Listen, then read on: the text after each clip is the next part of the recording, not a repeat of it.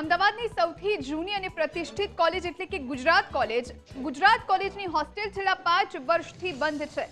છેલ્લા 5 વર્ષથી ગુજરાત કોલેજની હોસ્ટેલ બંધ હાલતમાં કોરોના સમયથી કોલેજની હોસ્ટેલ બંધ હોવાથી વિદ્યાર્થીઓને હાલાકી થઈ રહી છે।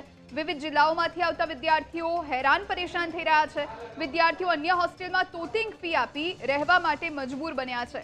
નવા વર્ષથી હોસ્ટેલ ફરી શરૂ કરવામાં આવે તેવી એનએસયુઆઈએ માંગ કરી। યોગ્ય નિરાકરણ ન આવે તો એનએસયુઆઈએ આંદોલનની ચીમકી ઉચ્ચારી છે।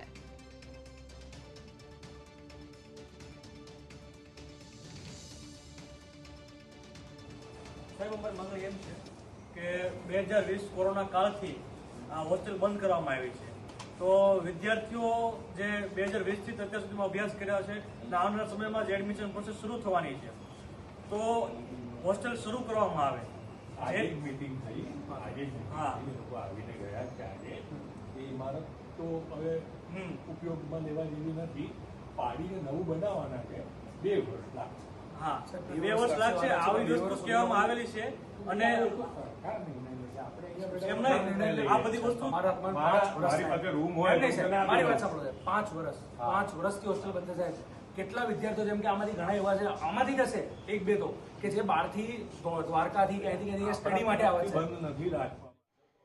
આપણી સાથે ફોન લાઈન પર પ્રદેશ એનએસયુઆઈના ચેરમેન આશિષ કાતરિયા જોડાયા છે। આશિષભાઈ, સ્વાગત છે ન્યૂઝ કેપિટલમાં આપનું। છેલ્લા 5 વર્ષથી એટલે કે કોરોના સમયથી ગુજરાત કોલેજ, જે પ્રતિષ્ઠિત કોલેજ છે, એની હોસ્ટેલ બંધ હાલતમાં છે। વિદ્યાર્થીઓને કેટલી હાલાકી થઈ રહી છે, રજૂઆતો કરવામાં આવી ખરા? હા, ગુજરાત એનએસયુઆઈ દ્વારા રજૂઆત કરવામાં આવી છે આજ રોજ કે જે 5 વર્ષથી બંધ છે કોરોના કાળથી, તે આજ દિન સુધી બંધ છે ગુજરાત કોમર્સ કોલેજની, એટલે કે ગુજરાત ઓલ ઓવર કોલેજની જે કેમ્પસમાં રહેલી હોસ્ટેલ છે એ બંધ રાખવામાં આવેલી છે અને કયા કારણોસર બંધ છે એ જાણ કરવામાં આવે તો રીડેવલપમેન્ટ કરવામાં આવેલી છે, તો જે પણ કારણોસર હોય એ તમે નિવારણ લાવીને અને શરૂ કરવામાં આવે એ બાબતે ગુજરાત કોલેજના આચાર્યશ્રીને આવેદન આપેલું છે। અને જો આ નહીં કરવામાં આવે તો ગુજરાત એનએસયુઆઈ દ્વારા 15 દિવસનું અલ્ટિમેટમ આપવામાં આવેલું છે। નહીં કરવામાં આવે તો આવનારા સમયમાં ઉગ્ર આંદોલન અને વિરોધ પ્રદર્શન કરવામાં આવશે। આશિષભાઈ, છેલ્લા 5 વર્ષથી બંધ છે, 5 વર્ષથી ગુજરાત કોલેજમાં જે વિદ્યાર્થીઓ ભણી રહ્યા છે એમને કોઈ અલ્ટરનેટ વ્યવસ્થા કરવાની પરેશાની પડી રહી છે, તો છેક અત્યારે શા માટે રજૂઆત કરવામાં આવી? આ પહેલા શું અન્ય કોઈ વખત રજૂઆત કરવામાં આવી છે? સામેથી શું જવાબ મળ્યો છે? અન્ય રજૂઆત પેલા કરવામાં આવેલી મૌખિક રીતના, તો મૌખિક રીતના એ રીતના જવાબ આપવામાં આવેલ આચાર્યશ્રી દ્વારા કે આનું કંઈક ગ્રાન્ટ આવેલી છે, બધું આવેલું છે, પણ કંઈક કોન્ટ્રાક્ટ હજી કોઈને આપેલો નથી, એ રીતના વાતચીત ચાલેલી કે 10 માળની બિલ્ડિંગ બનાવવાનું પણ આવી ગયેલું છે કે આ બિલ્ડિંગ પાડીને 10 માળની બનાવો, એવું બધું પણ આવેલું જ છે, પણ કાંઈ કોલેજ પ્રશાસન દ્વારા આનું કાંઈ નિવારણ કાંઈ લાવવામાં જે આવ્યું નથી।